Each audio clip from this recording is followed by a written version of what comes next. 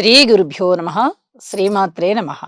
మా భక్తి టీవీని ప్రోత్సహిస్తున్నటువంటి మా ప్రేక్షకులందరికీ ధన్యవాదాలు తెలియజేస్తూ 8 సెప్టెంబర్ 2024 నుంచి 14 సెప్టెంబర్ 2024 వరకు గల కాలానికి రాశి ఫలితాలు ఎలా ఉన్నాయి తెలియచెప్పుకుందాము.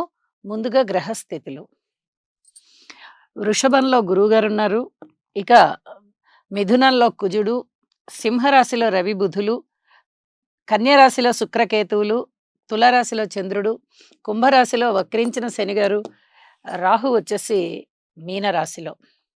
గ్రహస్థితులలో వచ్చిన మార్పు వారాంతంలో ఏమిటి అంటే చంద్రుని యొక్క స్థితి మాత్రమే మారి ఉన్నది. వారాంతంలోకి మకర రాశిలోకి వెళ్ళి ఉన్నారు. ఇక మిగతా గ్రహ స్థితులన్నీ అవి ఉన్న రాసుల్లోనే ఇంకా కొనసాగుతూ ఉన్నాయి. వాటి యొక్క పరిమిత కాలం ఇంకా అవ్వలేదన్నమాట. అయితే గ్రహ సమ్మేళనాల యొక్క ఫలితాలు ఏమిటి అంటే రవి బుధుల కలయిక బుధాదిత్య యోగం. పైగా సింహరాశిలో జరిగింది. సింహరాశిలో రవి చాలా బలవంతులుగా ఉంటూ ఉండగా బుధుడు కూడా వచ్చి చేరారు. ఇక్కడ బుధాదిత్య యోగం ఒకటి ఉన్నది. అలాగే శుక్రకేతువుల యొక్క కలయిక కన్యరాశిలో జరుగుతూ ఉంది.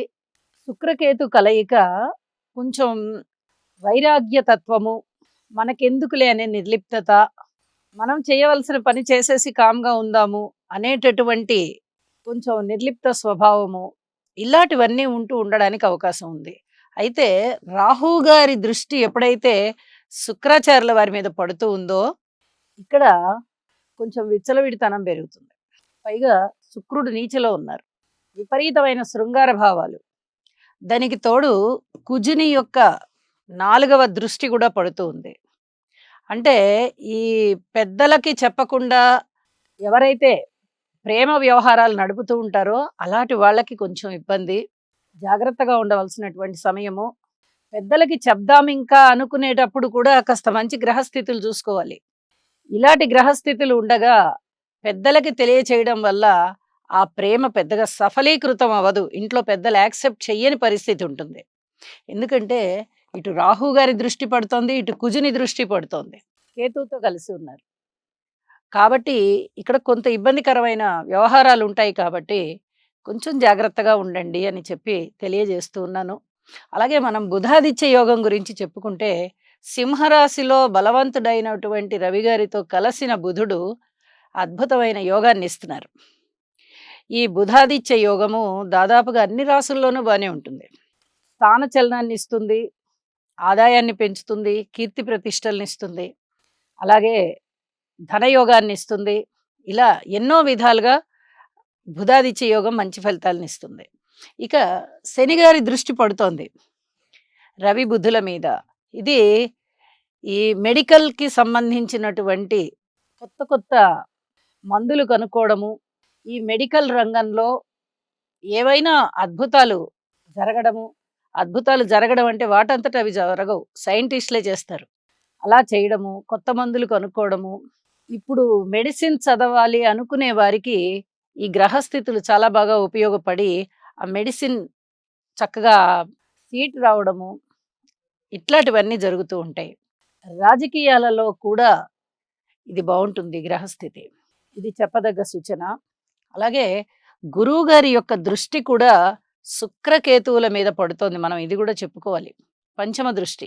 అయితే ఆదాయానికి సంబంధించి ఇబ్బందులు ఏమీ ఉండవు. ఆదాయం పెరగడానికి కాస్త ఆత్మ సంకల్పం అనేది దృఢపడడానికి అవకాశాలు ఉంటాయి.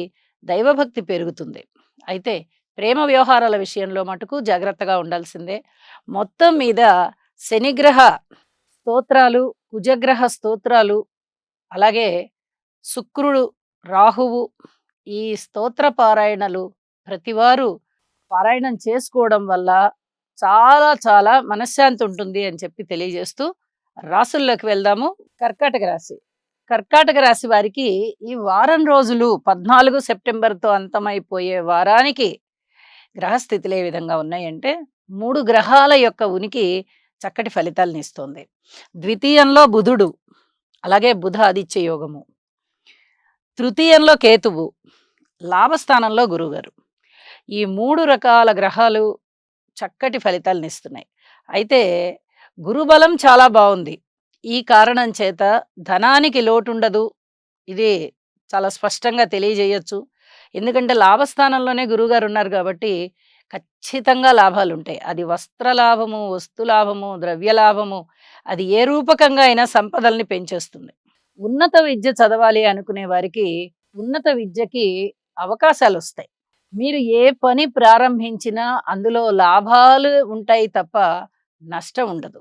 అయితే అష్టమ శని దోషం ఉంది కాబట్టి, ఈ అష్టమ శనికి గాను ఒక్కసారి శనిగారికి తైలాభిషేకం చేయించండి. ఒకవేళ ఈ మధ్య కాలంలోనే చేయించామండి అంటే, మళ్ళీ అక్కర్లేదు. అదే 4 నెలలయిందండి మేము చేయించుకొని అంటే, మళ్ళీ ఇంకొక్కసారి తైలాభిషేకం చేయించండి. అష్టమ శని దోషం మాత్రము వెన్నాడుతూ ఉంది. మరి దానివల్ల చాలా పనులు ఆగిపోయే పరిస్థితి ఉంటుంది. మరి ఆగిపోతే ఎలాగండి? గురుబలం చాలా బావుందంటున్నారు కదా! అంటే, ఆగిపోయినా కూడా మీరు ఎప్పుడైతే పరిహారం చేసుకుంటారో, చక్కగా ఆ ఆటంకాలన్నీ తొలగిపోతాయి అని చెప్పి ఇక్కడ చాలా స్పష్టంగా తెలియజెప్తూ ఉన్నాను. మీ వాక్కు బావుంటుంది. విదేశీ యానాలకి వెళ్ళాలి అనుకునే వారికి చక్కగా విదేశీ ప్రయాణాలన్నీ వనగూరుతాయి. స్థిర చిరాస్తుల వృద్ధి జరుగుతుంది. అన్నదమ్ముల యొక్క సహాయ సహకారాలబ్బుతాయి. మీ మానసికమైన స్థైర్యం పెరుగుతుంది. అయితే ఈ ప్రేమ వ్యవహారాల విషయంలో మటుకు చాలా జాగ్రత్తగా ఉండండి. ఇది చాలా స్పష్టంగా చెప్పదగ్గ సూచన. ఇక కార్మికులు, కర్షకులు, నేత పనివారు, చేతి వృత్తుల వారు ఇత్యాది వారందరూ కూడా కొంచెం జాగ్రత్తగా ఉండవలసినటువంటి కాలము. కాయ కష్టం ఎక్కువగా ఉంటుంది కాబట్టి, ఇప్పుడు వచ్చే ఫలితం ఏదైతే ఉందో, ధనము ఏదన్నా ఎక్స్‌ట్రా కావాలి, మనం ఇంత కష్టపడుతున్నాం గదా! అనుకునే వారికి ఇప్పుడు కన్నా అతి తొందరలోనే దానికి సంబంధించిన ధనం వస్తుంది అని జెప్పి తెలియజేస్తూ ఉన్నాను. అలాగే పుట్టింటి వైపు కర్కాటక రాశి వారికి పుట్టినింటి వైపు నుంచి పెద్దలెవరైతే ఉంటారో వారిని కొంచెం తరచుగా సంప్రదిస్తూ ఉండండి. ఇది చెప్పదగ్గ సూచన. అంటే ఏదో అనారోగ్య భయాలో, లేకపోతే ఇంకేదో భయాలో కాదు. పుట్టింటి వారిని మీరు మెప్పించడం వల్ల మీకు చాలా వరకు మంచి జరుగుతుంది. ఆత్మసంతృప్తి కలుగుతుంది అని చెప్పి తెలియజేస్తూ ఉన్నాను. వారాంతంలోకి వెళ్ళేటప్పటికి చంద్రుని యొక్క స్థితి సప్తమంలోకి వచ్చింది. ముందరే సప్తమ స్థానం మీద గురువుగారి యొక్క నవమ దృష్టి పడుతూ ఉంది. భార్యాభర్తల మధ్య ఐకమత్యం బావుంటుంది. వ్యాపార భాగస్వాముల మధ్య ఐకమత్యం బావుంటుంది. వ్యాపారాలు బావుంటాయి. పబ్లిక్ రిలేషన్స్ బావుంటాయి. మరి వారాంతంలో చంద్రుడే వచ్చి అక్కడ కూర్చున్నారు. ఖచ్చితంగా పబ్లిక్ రిలేషన్స్ అన్నీ చాలా చాలా బాగా పెరుగుతాయి. రాజకీయ లబ్ధి కూడా ఉంటుంది. ఆరోగ్య విషయంలో కొన్ని చిన్నపాటి జాగ్రత్తలు పాటిస్తూ ఉండండి. ఇదొక్కటి కొంచెం చెప్పదగ్గ సూచన. ఎందుకంటే వ్యయస్థానంలోనే కుజుడున్నారు. తన యొక్క నీచలోకి రాబోతున్నారు. కాబట్టి ఆరోగ్యం విషయంలో జాగ్రత్తగా ఉండవలసిందిగా సూచన చేస్తున్నాను.